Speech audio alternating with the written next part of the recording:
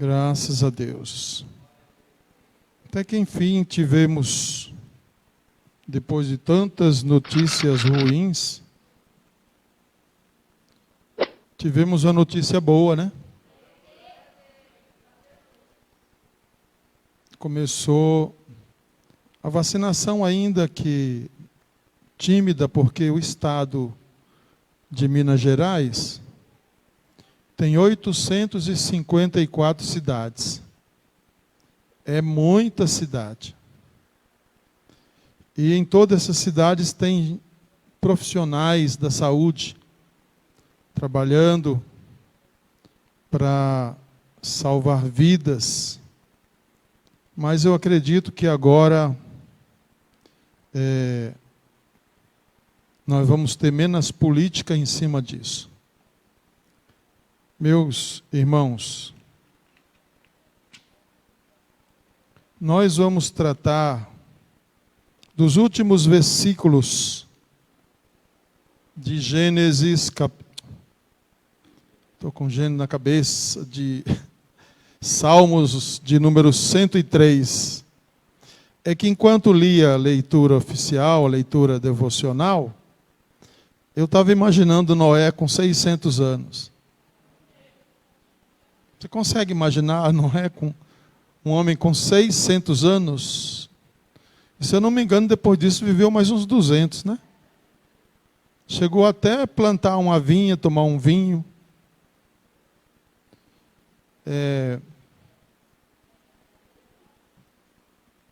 A gente não consegue imaginar isso, né? 600 anos. Sem colesterol, sem diabetes. Eu acho que não tinha. Construindo uma arca com 500 anos. Só Deus. Tem coisa na Bíblia que só crente mesmo crê. Não adianta nem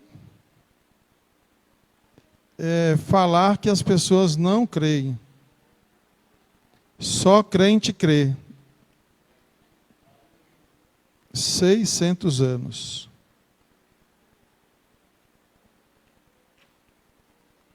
Então, nós paramos aqui no versículo 16.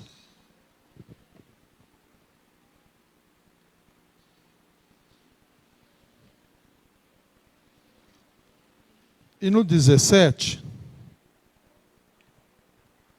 diz assim, Salmo 103, versículo 17.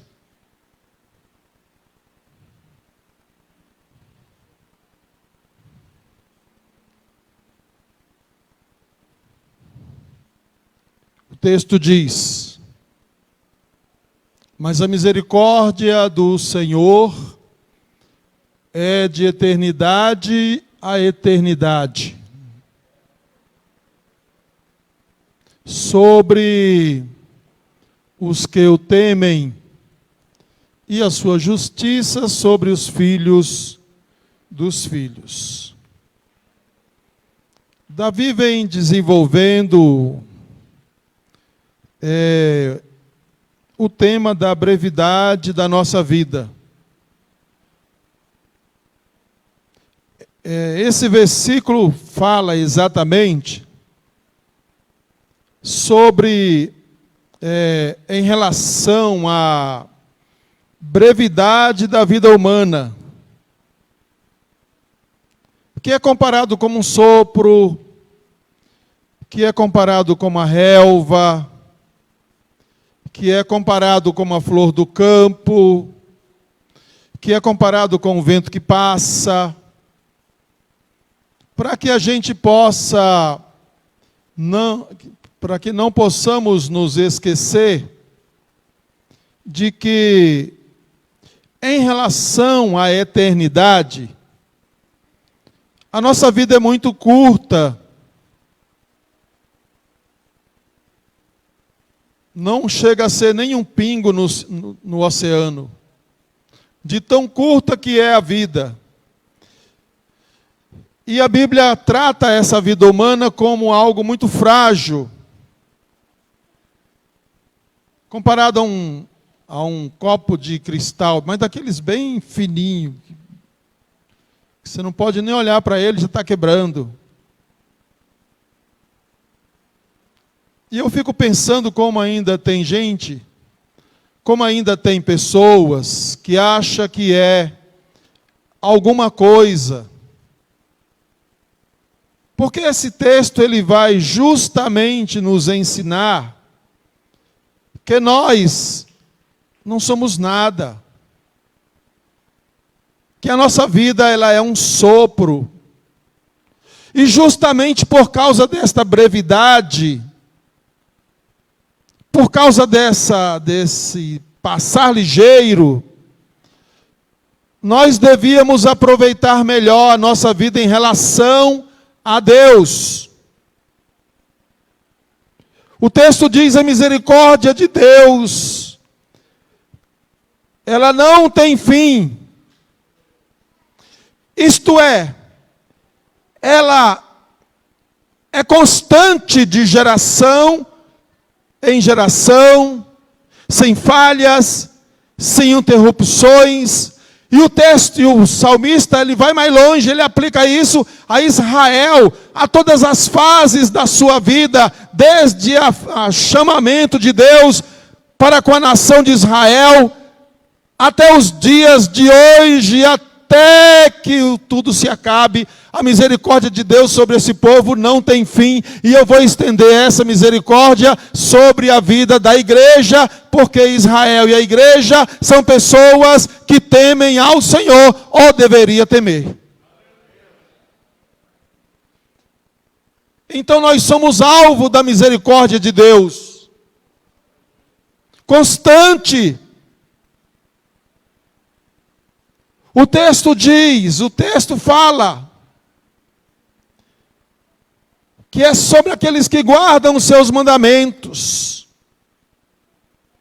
Ainda sobre a misericórdia de Deus, nós somos levados de novo lá para Jeremias, quando está se lamentando sobre Jerusalém, e mesmo em meio aos escombros, mesmo em meio às cinzas, mesmo em meio à destruição, mesmo em meio à sua alma chorando como rios de lágrimas, o profeta ainda consegue um fôlego para dizer: as misericórdias de Deus não têm fim, as misericórdias de Deus se renovam a cada manhã.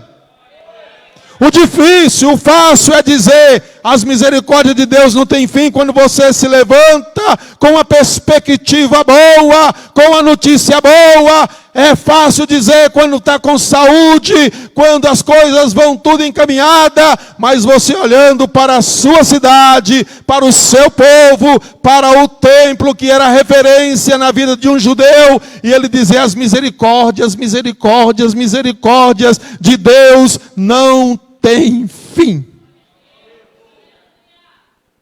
Quantos conseguem isso? Quantos conseguem esse reconhecimento?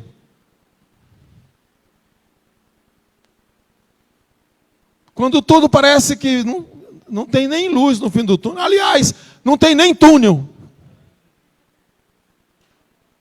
Quanto mais luz no fim do túnel, olhar para o céu, e eu vou dizer porque se deve olhar para o céu, dizia: as misericórdias de Deus não têm fim. Se amanhã iniciar cinzenta e o sol não aparecer, as misericórdias de Deus são renovadas. Se for uma manhã de trovoadas, relâmpagos, as misericórdias de Deus são renovadas. E eu já disse aqui que Deus não muda. Eu, Senhor, não mudo. Ele continua do mesmo jeito, do mesmo jeito. quando nós merecíamos o juízo, quando nós merecíamos o castigo, Deus olha e diz: eu não vou desistir, eu não vou desistir, eu não vou desistir, eu não vou desistir. Eu vou renovar a minha misericórdia sobre ele, sobre ela. Eu vou me renovar a minha misericórdia sobre a família. Eu vou renovar a minha misericórdia sobre a igreja. Eu vou renovar a minha misericórdia sobre os homens. Mas não para aí. Não para aí. Porque o Davi, ele vai mais longe. Ele vai buscar lá no fundo do baú da história. Ele vai falar de sucessivas alianças e pactos, em que a misericórdia de Deus se estendeu sobre os homens. Pois Deus deveria ter acabado com tudo quando ele desce para ver o que acontecia na Torre de Babel, pelo orgulho dos homens. E Deus poderia acabar com tudo ali, ninguém ia ficar sabendo de nada. E Deus vai lá e confunde as línguas dos homens e eles se espalham. Que é o projeto de Deus. Nunca foi projeto de Deus nós vivermos em megalópolis, em cidades povoadas como nós vemos nos dias de hoje. Não era projeto de Deus. Não é projeto de Deus. Deus não queria que o povo se ajuntasse como acontece hoje. Porque os homens juntos é uma miséria. Veja os problemas que vivem as grandes cidades. E cada dia que passa, fica pior. E a gente culpa o prefeito, culpa o governador, culpa o presidente. Isso não vai acabar, é um ciclo sem fim. É um ciclo sem fim. Contudo, a misericórdia de Deus, ela está aí para todo mundo ver. O salmista diz assim, no versículo 18: para com os que guardam a sua aliança. Sabe o que Davi está trazendo aqui à memória? Sabe o que é que Davi está trazendo, está nos ensinando? Está nos fazendo lembrar? Você sabe qual foi a primeira aliança que Deus fez? A primeira aliança que Deus fez, você sabe qual foi?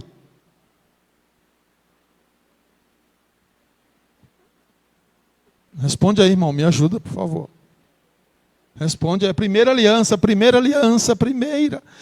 Aliança não é abraâmica não, é a adâmica, irmão.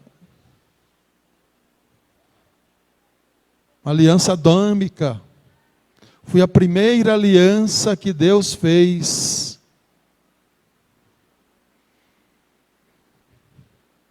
Depois Deus faz uma aliança no governo humano. Depois Deus faz uma aliança com Abraão, aliança abrâmica. Davi está trazendo à memória tudo isso aí, para falar, para dizer assim, para com os que guardam a sua aliança. E como isso é uma poesia, o segundo versículo, ele fortalece o primeiro, é um tipo de rima.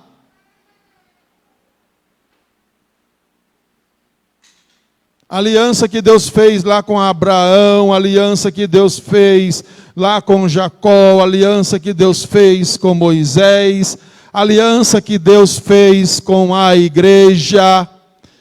Jesus mesmo disse, é o seu sangue da aliança.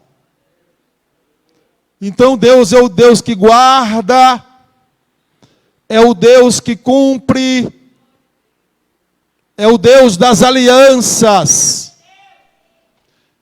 E geralmente as alianças, elas não são alianças que o homem precisa fazer a sua parte. Deus estabeleceu uma aliança e ele vai fazer cumprir esta aliança. Deus vai fazer cumprir esta aliança.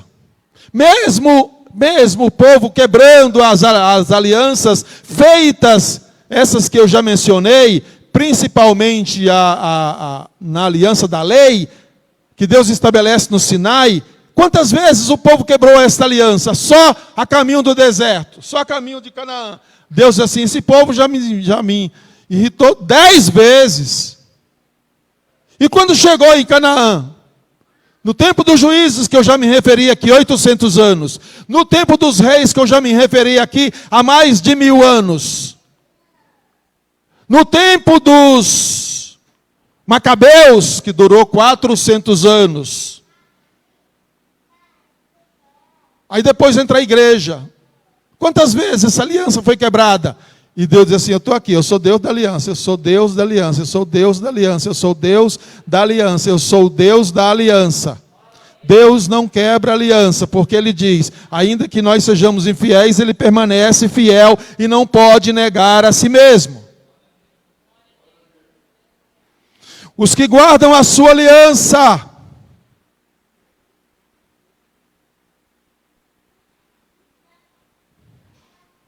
e se lembra dos seus mandamentos para os cumprirem. É a mesma coisa. Está fortalecendo a primeira parte do versículo. Mas o que eu acho, é tudo maravilha nesse texto. Mas o que o Davi vai chamar a atenção, e ele não tinha ouvido a oração de Jesus. E mesmo sem esperança, porque no Antigo Testamento eles não tinham esperança quanto à vida futura.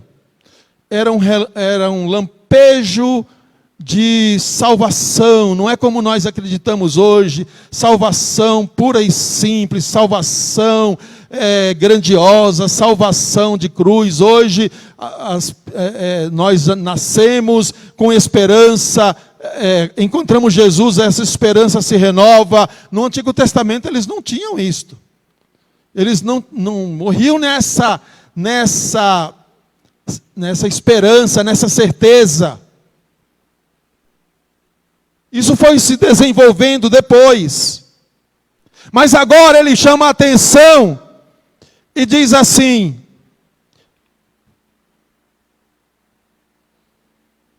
coloca o versículo 19 aí. 19?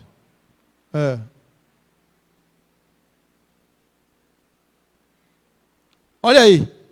Nos céus estabeleceu o Senhor o seu trono, vírgula, e o seu reino domina sobre tudo. Fala de duas coisas aqui. Há muitas pessoas que pensam, eu já pensei muito isso também, que esse céu é os céus dos céus, céus de Deus, é os céus onde Deus está. Não, os céus aqui é a estratosfera. É até esse azul que a gente vê, que agora está tudo escuro. Quando for amanhã de manhã, você vai ver, está tudo azul. Aí o salmista assim: Deus estabeleceu o seu trono nos céus. Quer dizer, Deus está acima de qualquer coisa que se possa imaginar. Como diz um hino, que eu já até ouvi esse hino aqui, que acima de Deus só a sua coroa, que eu não sei se Deus tem uma coroa. Eu não sei, mas já que criaram uma coroa para Deus, não vamos decepcionar ninguém. Não vamos aborrecer ninguém com esse negócio que não vai fazer a menor diferença. O que é que isso significa? O trono de Deus foi estabelecido no mundo. onde o seu reino está. Por que você acha que quando Jesus chega, ele inaugura a expressão reino dos céus?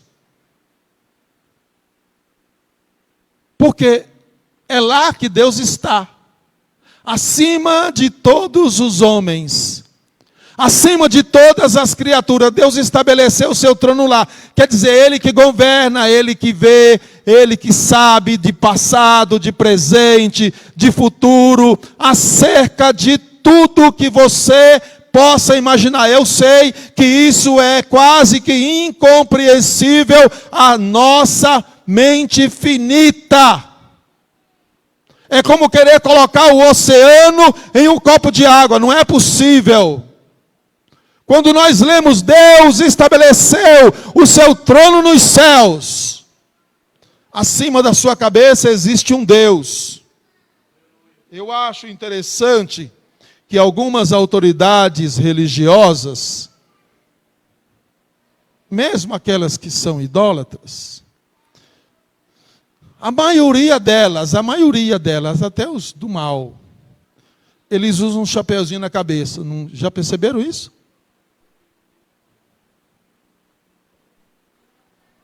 O judeu usa o kippah para dizer, em cima da minha cabeça tem um Deus. Para ele não esquecer, em cima da minha cabeça tem um Deus. Aquele chapeuzinho diz assim, Deus está lá em cima, eu estou aqui embaixo. Deus está em cima e eu estou embaixo. Deus governa lá de cima e eu estou sendo governado aqui embaixo. Esse é o objetivo, não é enfeite, não é porque é bonitinho, não é porque é nada. E quando a gente usa, alguns irmãos, torcem o nariz e outros acham que é para parecer, mas não é. É só isso. É só para dizer isso. Deus está acima de mim. Deus governa no céu. Deus está acima da minha cabeça. Coisa que nós não deveríamos nos esquecer. Mas não é só isso que esse texto fala. Não é só isso que esse texto fala. Deus está onde está o seu reino. Ele pôs um dedo em Sião, que é Jerusalém, mas colocou o seu coração no mundo. É só ler João 3,16. Porque Deus amou o mundo, o mundo aqui são as pessoas, o mundo aqui não é o sistema. Deus amou o mundo de tal maneira que deu seu Filho unigênito. Deus colocou um dedo em Jerusalém e colocou seu coração no mundo. Você acha que esse versículo fala só isso? Não. Você sabe por que Jesus começa o que Jesus diz na oração chamada de oração do Pai Nosso? Coloca lá Mateus 9:10. Mateus 9:10. É claro que Davi não pensou isso, estou falando isso agora. Mas a oração do Mateus 6:10, 9 e 10. Mateus 6, 9 e 10. Não foi por acaso que Davi disse que Deus estabeleceu o seu trono nos céus. Jesus, quando foi ensinar os discípulos a orar a Deus, ele diz assim, portanto, vocês vão orar assim. Pai nosso, que está onde? Está nos céus. Pai nosso que está nos céus. Para você não confundir a quem a sua oração é endereçada. Porque tem pessoas que já começam a oração pelo meio. Não tem endereço. Não tem um destinatário. Mas o texto continua. Falando desse mesmo texto, sobre Deus ter estabelecido seu trono nos céus.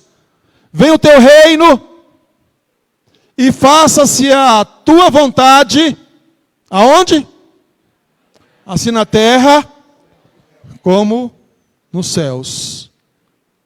Porque Deus governa a terra, mas Deus está nos céus, acima da terra.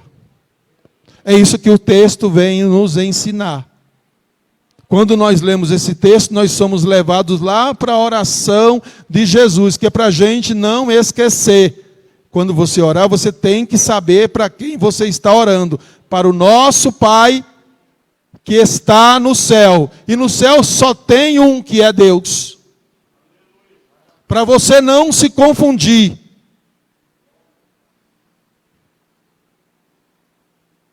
Versículos, para terminar, versículos 20, 21 e 22. Davi vem como num diapasão, é isso? Começa baixinho e vai até o alto, vai até as letras mais altas. Davi faz que nem um movimento de orquestra sinfônica, começa devagarinho, devagarinho, devagarinho, daqui a pouco todos os instrumentos bem alto, e vai numa crescente, e agora ele vem falando de Deus no céu, ele vem falando da misericórdia de Deus, ele vem subindo o tom. Você pode perceber isso começando o Salmo 103. Começa baixinho, parece que começa baixinho, e Davi vai aumentando o som, vai aumentando o som, vai aumentando o som, e quando chega nas últimas estrofes, ele sobe o máximo som e não aguenta e diz assim: ei, agora, eu não estou convidando só a minha alma, não. Eu estou dizendo: bendizei o Senhor, todos os seus anjos, todas as criaturas do céu devem bendizer ao Senhor. Mas ele não para aí, porque ele está no crescendo. Ele vai dizer: bendizei ao Senhor todos os seus exércitos que executam a sua vontade. Ele está falando das bestas feras, ele está falando aos astros, ele está falando as coisinhas pequenininhas, ele está falando as grandes, ele está falando de tudo que Deus usa como exército para favorecer o seu povo. E olha que tem história sobre isso, tem testemunho sobre isso, e ele vai agora a todos os seus exércitos. E ele começa a dizer: bendizer o Senhor, não é só os exércitos, não é só os anjos. Bendizer o Senhor, vós, todas as suas obras, em todos os lugares do seu domínio, nos céus, na terra e no céu. Bendiz a minha alma ao Senhor. Nunca é tarde para começar a bendizer a Deus. Nunca é tarde para se juntar a esses grandes exércitos e bem dizer o Senhor, e bem dizer o nome de Deus. Isso é um convite. Diariamente nós temos que olhar em nossa volta e dizer: bendito seja Deus, bendito seja Deus, bendito seja Deus, bendito seja Deus. Coisas que os muçulmanos fazem com a maior naturalidade. E a gente diz que eles não são crentes. E a gente que é da Assembleia de Deus, Madureira, já loteou o céu, já tem escritura lavrada e registrada. Parece que nós esquecemos disso aí. Nunca é tarde para você começar. Bendiga o Senhor, bendiga o Senhor, bendiga. Porque quando você bendiz, você reconhece o domínio de Deus. Quando você bendiz, você está dizendo que Deus está no controle. Quando você bendiz, você diz que Deus está no céu. Quando você bendiz, você está dizendo que o seu reino domina sobre tudo. Que o que você não pode, Deus pode. O que você não faz, Deus faz. Bendiga ao Senhor. Pode receber essa palavra, irmão, no seu coração. Deus abençoe abundantemente a sua vida.